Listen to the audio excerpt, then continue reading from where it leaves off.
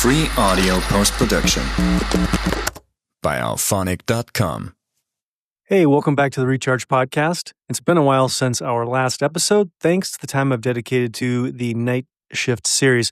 You can find all 6 books available on Amazon or at your preferred print, electronic, or audiobook retailer. I have a fantastic narrator who, will take you on a thrilling journey throughout the medical mysteries. And in this episode, number 167, titled The Art of Doing Just Enough, we'll explore how this concept can transform your approach to life. While the focus is on staying strong as you age, the concepts apply much more broadly. The problem is basically a slippery slope called muscle loss. The harsh reality is that most Americans are cruising down a biological highway at 70 miles per hour towards sarcopenia. That's age-related muscle mass. None of us can escape it. And osteoporosis. By the age of 40, you start losing up to 1% of muscle per year unless you actively fight back. So the question is not whether you'll lose muscle, but how much and how soon. I want to draw from the expert wisdom of Dr. Peter Attia, Dr. Rhonda Patrick, and Dr. Andrew Huberman. They are all going to hammer home the same truth. Muscle is the best metabolic armor you can build. Lose it, and you lose strength, bone density, glucose control, resilience, and freedom. So there are some levers you can pull on. It's how to stop the slide down the slippery slope. You don't need to become a CrossFit zealot or live at the gym. You need 2 things. Number 1, adequate protein, the minimum effective dose. And number 2, smart, focused training, not endless slogging in the gym for hours and hours on end every day. So how much protein, you might ask? The sweet spot, I want you to forget the old school RDA of 0.8 grams per kilogram body weight. That's barely enough to avoid deficiency. To maintain or grow muscle, aim for approximately 1.6 to 2.2 grams per kilogram of body weight per day. That sounds like a freight truck full of protein, and it's difficult to obtain that much.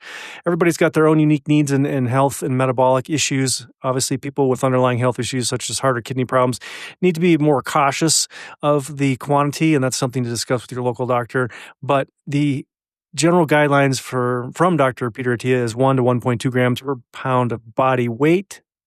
And Huberman, same ballpark, especially during heavy training blocks. Rhonda Patrick, higher protein supports muscle protein synthesis and satiety. So, for example, if you weigh 75 kilograms, that's 165 pounds. Your minimum effective dose is approximately 120 to 165 grams of protein per day. I got to go back. I misstated the Peter Attia. It's 1 to 1.2 grams per kilogram of body weight. Another concept is when to eat it. Don't front load it and don't hoard it. The best advice is to distribute protein evenly across 3 to 4 meals, each with at least 30 to 50 grams of protein. Aim for high leucine sources such as whey, eggs, fish, and chicken.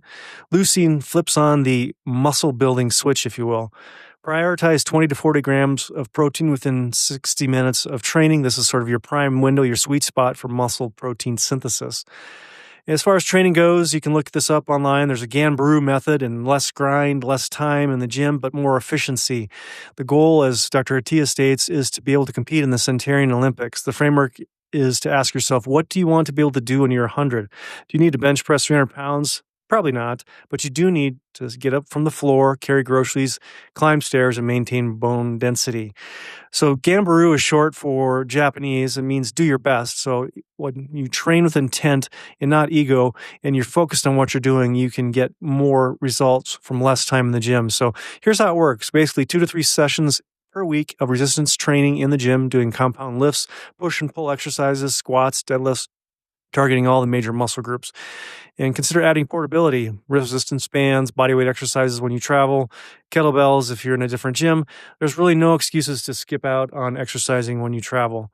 You're going to want to sprinkle in some zone 2 cardio and a dash of high intensity work such as HIIT or the Norwegian protocol to protect your heart and mitochondria.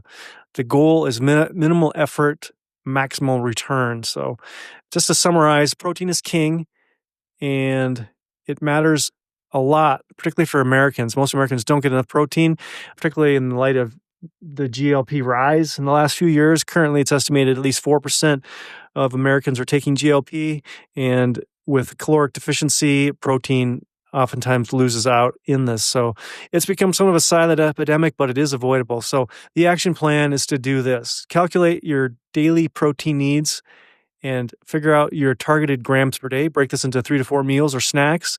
Schedule your workouts. Just plan them now. Get them in your calendar so you don't skip out on them. And don't forget to add in some cardio. What not to do is to skip breakfast and try to backload all the protein in one meal. Don't train daily and give yourself no recovery. Your body needs time to heal and to regenerate the damage that you've induced during these workouts. Don't eat only carbs and fats. Protein is your non-negotiable. And don't assume you get enough by chance. You need to measure it. It's much more difficult than most people realize to get the necessary protein intake to sustain and maintain and hopefully grow some muscle mass. So to wrap this up here, you don't need to be a monk or a meathead. You just need the minimum effective dose, just enough protein, just enough training, and the discipline to do it consistently. Strong today, strong at 70, strong at 100. Free audio post-production by Alphonic.com.